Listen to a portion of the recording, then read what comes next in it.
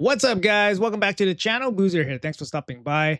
Hopefully you guys having a great day so far. In today's video, we got some exciting news here. The champion behind me will be the upcoming Fusion champion. We got the full kit. We got the analysis. We got our opinions here about everything.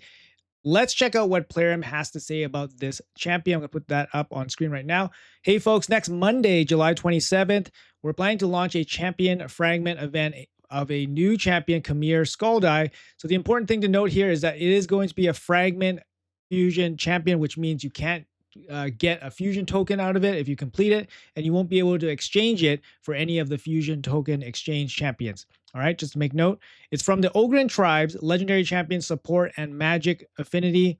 My Ogryn tribes is my weakest faction. Definitely could use some help here. Hopefully this guy is going to be it.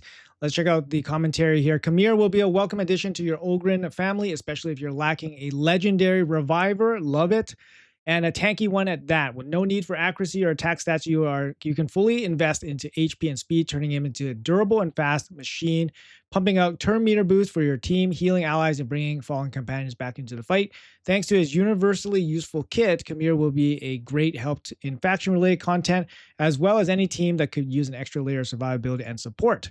I love this. This is a very generalist, universally good kind of description. So excited to see the kit. Let's jump into it. All right, here we go. Khamir Scald Eye, Magic Affinity Support Champion. Let's check out the A1. Double hit, single target. Each hit restores all allies max HP by an amount equal to 5% of the total destroyed max HP. Mostly insignificant there. I mean, you double hit with 5%, you're going to get 10% back. Each hit also heals all allies by 5% of this champion's max HP. Now, that is more significant. So you're getting 10% of a HP heal to your entire team, which is very, very good. What's not good is 4 books into damage on the A1. These are basically just 4 books thrown into the wind. You want to avoid this A1 at all costs. This guy's not going to be a damage dealer the way he is described. And having 4 books here just for damage is a straight robbery. Let's check out the A2 here. Gloom powered. So 5 turn cooldown, books down to 3 turns, which is pretty good. Just two books there.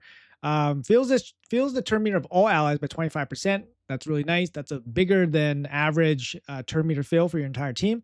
Also places increased attack and increased speed on all allies for 2 turns. Really nice. Solid buffs. Increased speed with a fat turn meter boost is really good at just boosting up your entire team, especially if your team is kind of slow. This ability will help them catch up big time. So really nice to see. And of course, increased attack is going to be really good, just pumping out some more damage. Let's check out the A3 here. Death is weakness. 6 turn cooldown, books down to 4 turns. Revives all dead allies with 50% HP and 50% turn meter. That's pretty standard stuff nowadays on a 4-turn team revive for a legendary champion. He also places increased defense and strengthen on all allies for 2 turns. Not bad, pretty good, I would say. Unfortunately, it doesn't seem like he can use this ability if there's no dead allies. That would have been a nice touch. We recently just had a fusion for Masahiro from the Shadowkins, and he had a similar type of revive, whereas a 4-turn revive. But that ability could also be used when there is no dead allies, and it was offering some pretty good debuffs along the way. It would have been nicer if this was, at least had the option for you to use it with no dead allies. As it is right now, is pretty much on par with, all team revives nowadays. You got 2 solid buffs, defensive buffs, but they're not going to guarantee that your allies will get a turn. They can get crowd control, they can get killed. 50% turn meter, right? It's just not enough for them to guarantee to get a turn, but who knows? Increased defense and strengthen could keep them alive long enough so that they can get a turn. Let's check out his passive here. Maybe the passive helps out a little bit. Murderous Zeal. Whenever an ally is killed, heals this champion by 25% of his max HP and fills this champion's turn meter by 25%.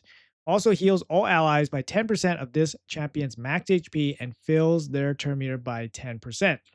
So whenever an ally dies, when an ally dies, he gets closer to coming back in to revive, and then he also heals everybody, and there's also a turn meter boost on everybody when an ally dies.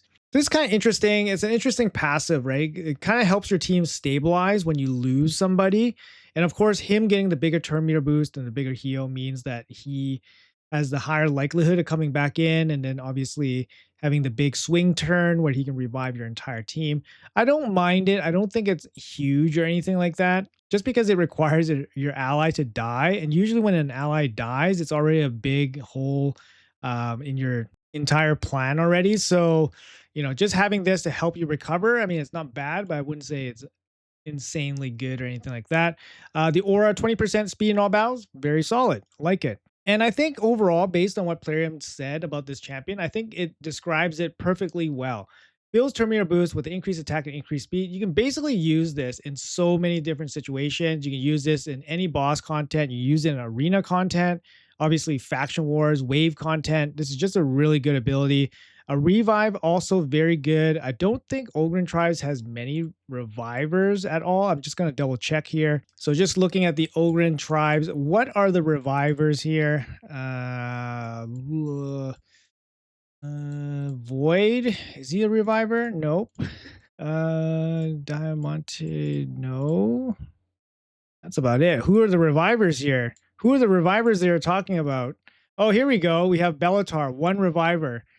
Oh my god. And in terms of the epics, any revivers here? Ugo. That's about it.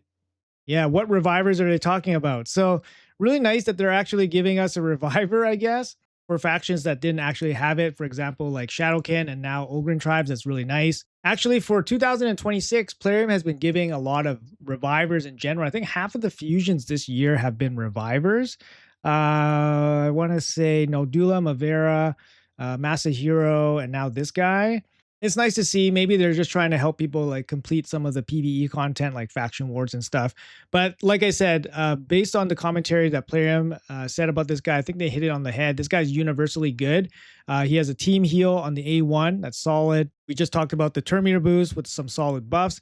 And then we have, a very reasonable revive here with the increased defense and strengthen coming on afterwards. The Murderer's Zeal passive, I mean, it's a little bit interesting. 25% Terminator boost when an ally dies. And then the 10-meter Terminator boost on your entire team. I mean, it could be significant, but because it has to require an ally dying, it's not going to be as significant as somebody like Mavera's passive, which can kind of just happen depending on the amount of buffs that occur. So this one definitely less powerful than somebody like Mavera's passive, and his revive is definitely less powerful than somebody like Masahiro's revive. So I would say he's probably definitely going to be weaker than somebody like Masahiro or Mavara in terms of just general use, but I think he's still very serviceable champion.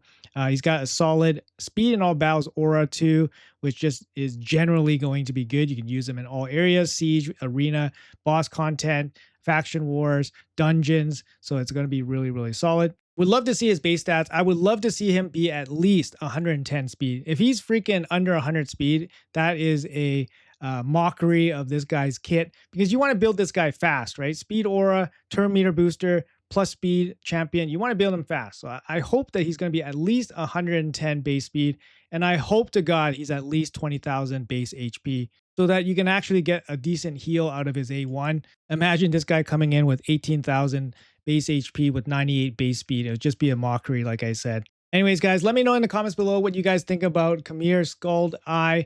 I think, like I said, he's a very decent champion. I think he's going to be worthwhile to get as a fragment champion.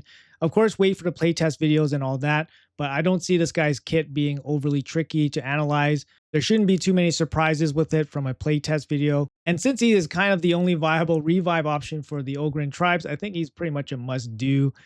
Just so you guys can get through the Ogryn Tribes faction wars, if that's being a bit of a trouble spot for you guys. But let me know in the comments below what you guys think. Let me know if you guys are planning to go for him. Are you guys interested? Or are you guys just looking for an excuse just to take a break? Enjoy your new Tituses, Wixwells, Newts, and Fabians, of course. Let me know in the comments. Thanks a lot for watching till the end, guys. Have a great rest of your day, and I'll see you guys in the next video.